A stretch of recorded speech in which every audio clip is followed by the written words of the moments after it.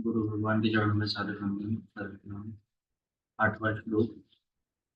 नियतम कुरु कर्म त्वं कर्म जयायु ही कर्मणा शरीर यात्रा अपि च तेन प्रसिद्ध कर्मणि। अर्जुन, तो निर्धारित किए हुए कर्मों को कर। अर्थात कर्म तो बहुत से हैं, उनमें से कोई एक चुना हुआ है, उसी नियत कर्म को कर।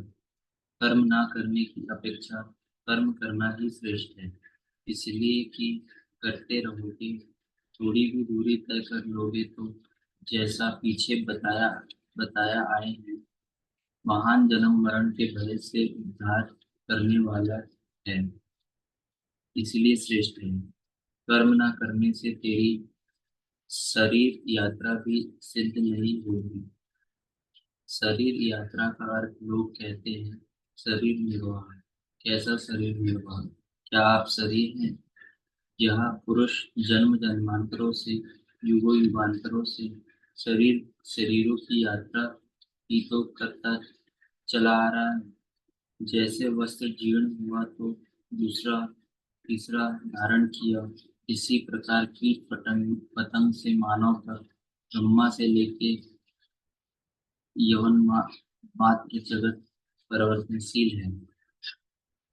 ऊपर से नीचे योनियों में बराबर यह जीव शरीरों की ही तो यात्रा कर रहा है। कर्म कोई ऐसी वस्तु है जो इस यात्रा को सिद्ध कर देती है, पूर्ण कर देती है। मान ले एक ही जन्म लेना पड़ा तो यात्रा जारी है। अभी तो पथिक चल ही रहा है, वह दूसरे शरीरों की यात्रा कर रहा है। यात्रा पूर्ण तब होती है जब गंतव्य आ जाए। परमात्मा की स्थिति के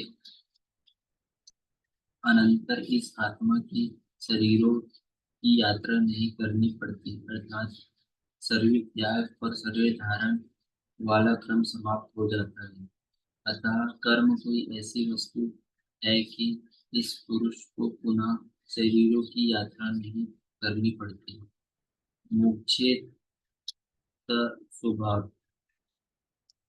अर्जुन, इस कर्म को करके तू संसार बंधन अशुभ से छूट जाएगा। कर्म कोई ऐसी वस्तु है जो संसार बंधन से मुक्ति दिलाती है। अब बड़ा प्रश्न खड़ा होता है कि वह निर्धारित कर्म है क्या? इस पर कहते हैं। धन्यवाद।